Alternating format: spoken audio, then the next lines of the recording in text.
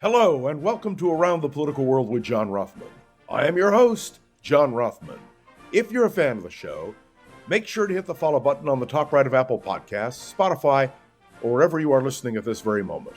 When you hit follow, leave a review or share an episode with a friend. It helps other people discover the show, keeps us going, and expands our base. Of course, I remind you of that every single day.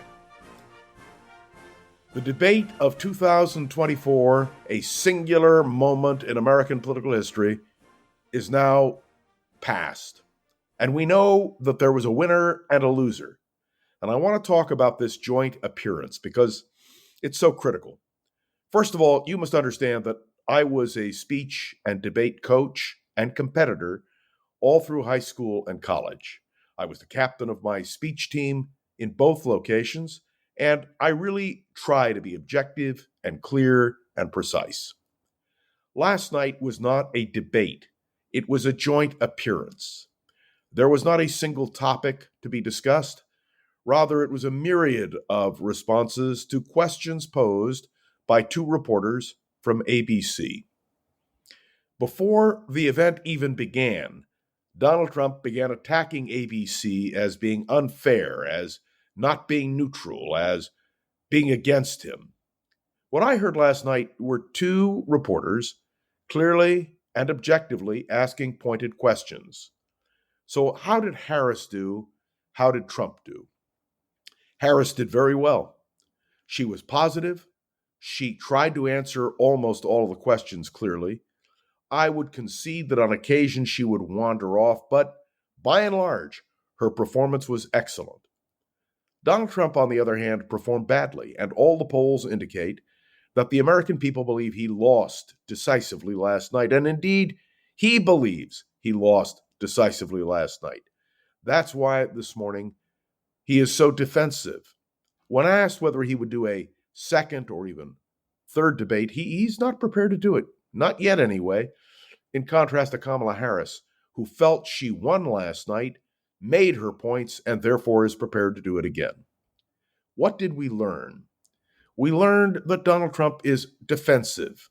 And let's deal with some of the things he said. First of all, can you believe he accepted the rumor, the unsubstantiated story that has been repudiated by the very people in the community affected about the question of whether or not immigrants are eating their pets, cats and dogs? Thoroughly debunked by the people in Springfield, the health officials, and yet Donald Trump insisted on using it. What a mistake. It wasn't necessary, and frankly, it isn't true. At least that's what the people in Springfield tell us. Donald Trump and Kamala Harris both spoke about the Middle East. Kamala Harris was clear and precise in stating her firm support for Israel, in her compassion for the Palestinians, and in her commitment to a two-state solution. Whether you agree with a two-state solution or not, whether a two-state solution can work, is not the point. She answered the question as she feels it ought to be answered. Donald Trump, on the other hand, did not answer the question. He wandered off. I kept waiting for him to talk about one of the signature accomplishments of his administration. And of course, that was the Abraham Accords. He didn't. One of the most interesting things to me in this whole discussion had to do with Ukraine. Kamala Harris affirmed her commitment to Ukrainian independence. Donald Trump did not. Donald Trump said he can sit down with Putin and he can solve all of this, well, even before he's inaugurated as president. That as president-elect, he'll be able to do something. You and I know that is not true. We know that the attitudes are firmly entrenched and that the difference between Donald Trump and Kamala Harris is clear.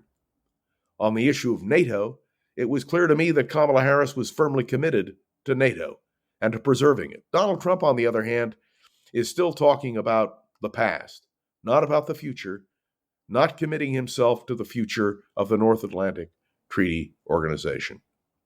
It was interesting that Donald Trump seemed to repudiate all of those who he had in his administration who oppose him. In fact, he said, I fired them. And he pointed out that Joe Biden and Kamala Harris have not fired incompetent people. My sense was that throughout this discussion, Donald Trump was on the defensive. And it was clear when the debate was over that he felt defensive. I felt that Kamala Harris won decisively last night.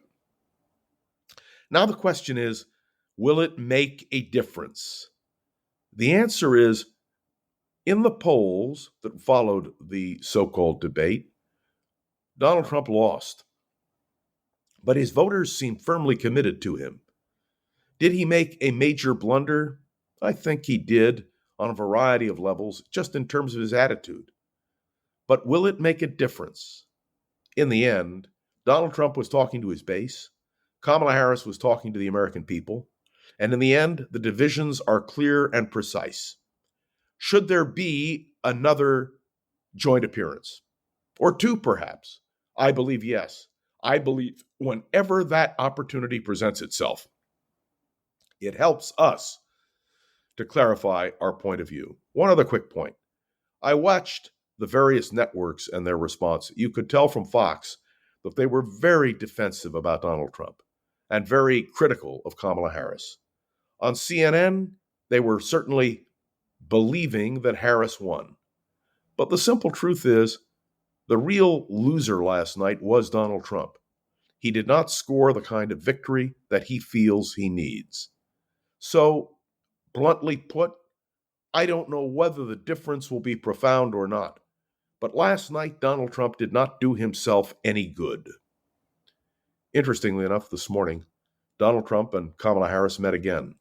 On this 23rd anniversary of September the 11th, they stood together in order to commemorate and remember what happened when terror struck America, when America wept, when America came together, and when America understood a real threat. Donald Trump's suggestion that World War III is about to happen, I have to tell you I don't agree. But I can tell you this. In terms of stability, in terms of ability, in terms of earning trust, in terms of being able to stand on a stage and speak honestly and directly, Kamala Harris won hands down. And by the way, you will note that Donald Trump even repudiated the idea that he had lost the election of 2020. He lost by a whisker, but he said, no, he really didn't mean it. He was being sarcastic. I can tell you something. Donald Trump is not fit to be president of the United States, and I believe that Dick Cheney and Liz Cheney nailed it. Donald Trump remains an existential threat to democracy. One can only hope that as the campaign progresses, that what was revealed on the stage last night will be revealed again and again and again, and that the American people will vote accordingly on November 5th. Thanks for tuning into another episode of Around the Political World with John Rothman. I am John Rothman. Make sure to hit the follow button on the top right of Apple Podcasts, and make sure you leave a review on Apple Podcasts, and make sure also you share an episode with a friend or colleague so we can continue to grow and expand. You can interact with me on Facebook and on LinkedIn, and I want to say a special thanks to Gogo Zoger, who is the producer of this program. We'll be back tomorrow with Around the Political World with John Rothman, and who knows where we will be. But I'll tell you where you and I will be, right here, together. See you tomorrow.